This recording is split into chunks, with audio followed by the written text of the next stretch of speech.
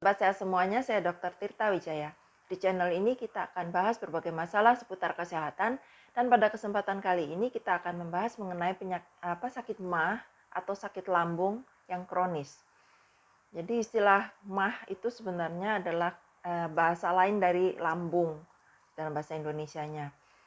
Nah, lambung itu kan adanya di sebelah kiri ya, di perut sebelah kiri atas.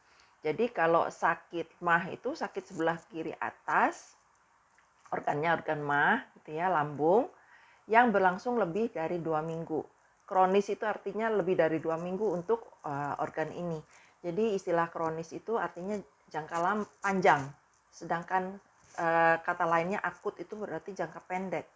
Untuk penyakit berbeda, penentuan waktunya itu beda-beda. Tapi untuk lambung itu 2 minggu lah ya. Jadi kalau untuk sakit lambungnya lebih dari 2 minggu itu boleh dikategorikan sebagai sakit MAH atau sakit lambung yang kronis.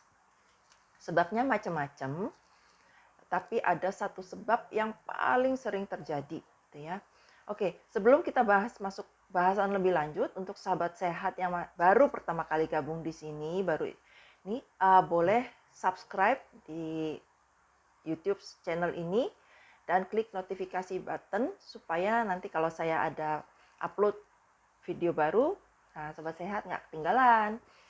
Oke, jadi dulu diperkirakan penyebab dari sakit MAH kronis itu adalah gaya hidup, adalah stres, adalah pola makan yang nggak benar, misalnya sering terlambat makan, atau merokok, atau karena banyak pikiran, stres, meningkatkan sekresi asam lambung. Para ilmuwan, dokter nggak menduga bahwa ini adalah penyakit infeksi. Kenapa? Karena di dalam lambung kita itu ada asam lambung yang sangat asam dan bisa membunuh banyak kuman. Tapi pada sekitar tahun 80-an ditemukan bahwa ada satu bakteri yang bisa bertahan hidup di lambung kita. Dan bakteri ini dikaitkan dengan banyak kasus ulkus peptik. Jadi bisa menyebabkan luka, peradangan dan luka di lambung. Ya. Dan ini baru ketahuan sekitar tahun 80-an gitu. Jadi waktu itu ada dokter patologi anatomi ya kan melakukan banyak biopsi nih. Kalau pasien kanker lambung, pasien yang itu dibiopsi kan, nah jaringannya dilihat loh kok ada bakterinya ya, gitu ya. Semakin parah kondisi pasiennya, semakin banyak bakterinya. Jadi mereka berteori lah, wah antara sakit lambung ini menyebabkan bakteri ini berkembang biak atau sebaliknya bakteri ini yang menyebabkan si sakit lambung sampai terjadi ulkus, sampai terjadi luka gitu ya, bahkan sampai terjadi kanker. Nah, waktu itu kan mereka coba melakukan pembiakan, bisa, tapi nggak bisa dimasukin ke hewan ternyata. Ternyata si bakteri ini cuma bisa di lambung manusia aja. Nah, sedangkan mau diuji cobakan ke manusia kan nggak boleh ya, nggak etis. Masa penyakit dimasukin gitu. Akhirnya tuh dokter karena rasa ingin tahunya gitu ya, dia menginfeksi dirinya sendiri. Jadi sebelum minum obat itu dia lakukan pemeriksaan, dimasukin kamera selang ke lambung, dilihat oh iya lambung dia oke, bagus gitu ya. Udah gitu itu kumannya, bakterinya dimasukin ke sup sama tuh dokter terus diminum. Dapat berapa minggu dokter itu mengalami gejala-gejala gastritis atau sakit lambung, sakit MAH itu ya. Nah, setelah diperiksa lagi, pakai kamera lagi gitu ya, ternyata benar si dokter ini mengalami gastritis gitu ya. Jadi dari situ oke lah, benar bahwa ini bakteri si kuman ini berupa bakteri itu memang menyebabkan radang lambung atau gastritis.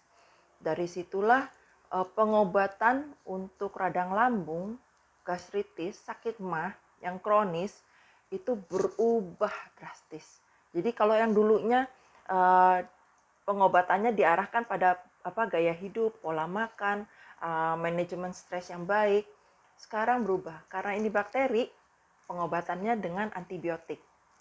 Jadi untuk standarnya pengobatannya dengan antibiotik dan obat-obatan untuk menurunkan sekresi asam lambung sementara waktu. Jadi supaya lambung kita memiliki kesempatan untuk sembuh gitu ya, untuk pulih. Oke. Nama bakterinya adalah Helicobacter pylori, dan ini sampai sekarang kita belum tahu juga cara penularannya seperti apa. Karena ini cuma ada di lambung manusia. Kemungkinan penularannya berupa dari mulut ke mulut, dari lewat makanan atau minuman, atau bisa juga dari orofekal. Orofekal itu artinya dari makanan yang tercemar oleh bakteri yang berasal dari tinja. Oke. Sebenarnya orofekal juga agak diragukan karena bakteri ini waktu di tinja manusia itu bentuknya tidak aktif gitu, tidak bisa menginfeksi. Tapi memang bisa keluar lewat tinja, cuma bentuknya nggak aktif, jadi agak diragukan. Nah, sedangkan kalau yang lewat makanan itu bisa. Jadi gini, bakteri ini banyaknya ketemunya di cairan lambung. Oke, cairan lambung keluarnya kan dari bawah atau dari atas gitu ya. Kalau tinja itu kan bawah, kalau atas itu lewat muntahan atau air liur. Jadi makanan yang nggak dimasak dengan baik, yang nggak dicuci bersih dan diolah dengan baik sampai matang, sampai bakterinya mati gitu ya, itu masih bisa mengandung bakteri. Itu bakterinya tercemarnya diduga melalui air liur atau air muntahan si penderitanya. Jadi nggak semua orang yang memiliki infeksi bakteri ini bergejala. Banyak orang yang nggak bergejala. Diperkirakan sekitar 40% penduduk di negara maju atau sekitar 70% di negara berkembang itu terinfeksi bakteri ini. Tapi nggak semuanya bergejala ya. Nah, pada saat si penderitanya mengolah makanan, misalnya makanan yang nggak dimasak itu misalnya buah-buahan atau salad atau rujak gitu ya, terus kena air liurnya yang mengandung bakteri, atau terkena misalnya habis muntah, cuci tapi nggak bersih gitu ya, nggak kelihatan, bakteri kan nggak kelihatan mata, terus pegang-pegang gitu ya, terus dimakan orang lain, itu bisa. Atau dari ciuman gitu ya, itu kan dari air liur, apalagi kalau habis muntah masih asam-asam, nah itu banyak bakterinya, terus masih ada yang tersisa di mulut gitu ya, itu banyak bakterinya, itu bisa menularkan. Dan ya jadi itu penularannya mulut-mulut, terus lewat makanan sama orofekal. Terus ada juga teori yang menyatakan kemungkinan penularannya itu pada saat bayi, pada saat masih kecil, anak tertular dari ibunya karena hubungannya yang sangat erat gitu kan, anak dengan ibu. Oke, apapun cara penularannya itu belum pasti karena masih belum bisa dibuktikan secara pasti. Jadi berupa teori aja. Yang jelas, infeksi ini sangat umum, sangat sering terjadi, dan pengobatannya dengan antibiotik. Nah, karena pengobatan dengan antibiotik itu harus hati-hati.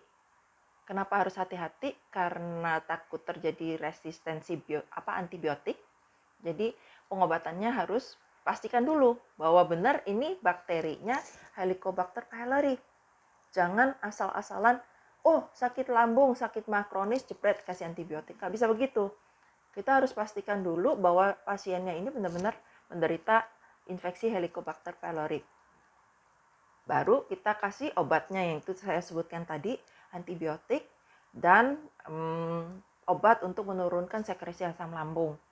Nah, untuk membuktikan bahwa ini Helicobacter pylori atau bukan, sebenarnya pemeriksaannya sederhana tapi mahal. Oke, caranya dengan meniup kantong kita yang diperiksa adalah sampel udara dari perut. Jadi pasien akan diminta untuk meniup satu kantong, ya. Setelah ditiup, terus pasien akan diminta untuk meminum satu pil urea. Nah, setelah diminum itu diminta pasiennya untuk berada dalam posisi tegak selama 15 menit. Nah, dan itu meniup kantong yang kedua. Nanti kedua kantong ini akan diperiksa di laboratorium. Udara yang di dalamnya ya, maksudnya bukan kantongnya. Di laboratorium dilihat kalau memang ada bakterinya di dalam, bakteri Helicobacter pylori, kantong yang kedua itu akan terjadi reaksi antara bakteri dengan pil ureanya sehingga lain lah gitu ya. Jadi dilihat ada perbedaan. Nah, kalau positif itu tes ini namanya urea breath test. Jadi pemeriksaan udara dengan urea. Kalau positif berarti ada bakterinya, barulah diobatin. Kalau negatif berarti sakit lambung kronisnya bukan karena Helicobacter pylori, bisa macam-macam. Jadi ini adalah salah satu penyebab yang paling sering ditemukan ya. Nah, cuma sayangnya karena pemeriksaan ini mahal, banyak orang yang nggak melakukan pemeriksaan ini dan akhirnya pengobatannya jadi nggak optimal. Nggak bisa dilakukan pengobatan dengan antibiotik. Biasanya dilakukan pengobatan dengan obat-obatan untuk melindungi mukosa lambung dan menurunkan sekresi asam lambung aja. Dan itu karena bakterinya masih ada di dalam, jadi ya kambuh lagi. Gitu loh ya. Itulah perlunya dilakukan pemeriksaan untuk memastikan. Oke, nah terus selain ini penyebabnya apa lagi dong? Kalau memang hasilnya negatif ya kemungkinan sakit lambungnya itu karena disebabkan sekresi asam lambung yang berlebih. Ya penyebab yang dulu-dulu lah, yang karena stres. Stres itu bisa loh menyebabkan sekresi asam lambung berlebih. Karena pola makannya nggak benar, jadi makan nggak teratur, gitu ya. Terus karena jenis-jenis makanan tertentu yang menyebabkan sekresi asam lambungnya berlebih. Pernah nggak sih sobat sehat lihat makanan atau mikirin makanan tertentu yang sampai sininya terasa asam gitu ya, seolah-olah udah naik padahal belum dimakan gitu lah. Itulah salah satu contoh-contoh makanan yang bisa meningkatkan sekresi asam lambung gitu ya. Nah, terus cara penanganannya gimana dong? Cara pencegahannya gimana dong? Penanganan selalu disesuaikan dengan penyebab. Ya, kalau penyebabnya bakteri ya itu tadi diobatin dengan antibiotik. Kalau penyebabnya dari pola makan nggak benar ya benerin pola makannya. Kalau penyebabnya karena stres ya kelola stres emosionalnya supaya nggak stres gitu ya. Memang saya tahu gampang ngomongnya susah ngerjainnya, tapi begitu. Jadi penanganan itu harus selalu disesuaikan dengan penyebabnya. Jangan kalau sakit mahnya karena stres dikasih antibiotik, ya nggak ngaruh lah gitu loh. Oke. Nah, terus pencegahannya gimana? Sama ya pencegahannya ya karena disesuaikan dengan penyebab ya. Kalau untuk Helicobacter pylori karena penyebarannya, penularannya belum diketahui pasti, ya agak-agak tricky sih, agak susah sih. Jadi ya paling sarannya untuk pencegahannya ya jaga kebersihan. Yang kita tahu sekarang bahwa bakteri Helicobacter pylori ini adanya di cairan asam lambung, di cairan lambung. Jadi kalau muntah jangan muntah sembarangan, jangan muntah di lantai, muntahlah di toilet. Habis muntah di toilet bersihin, benar di flush dengan baik, itu ceceran-cecerannya dibersihkan, pakai karbol, ya, tangan dicuci, pakai sabun dan air mengalir. Terus habis muntah itu minum air yang banyak, sikat gigi, pakai mouthwash, gitu ya. Jadi bakterinya mati semua, gitu ya. Terus wastafel juga harus dibersihkan, dicuci supaya bebas kuman, gitu ya. Paling gitu aja sih. Sama makanan lah, pengolahan makanan harus bersih. semua makanan, minuman itu kalau bisa dimasak sampai matang betul supaya kuman-kumannya pada mati. Kalau yang nggak bisa dimasak, ya dikupas gitu ya. Pilih buah, kan buah nggak dimasak tuh ya, pilih buah yang dikupas, kupasnya dengan tangan yang bersih gitu ya.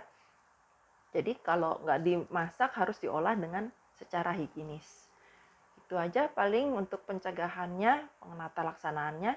Semoga apa yang saya sharingkan hari ini bermanfaat. Salam sehat selalu.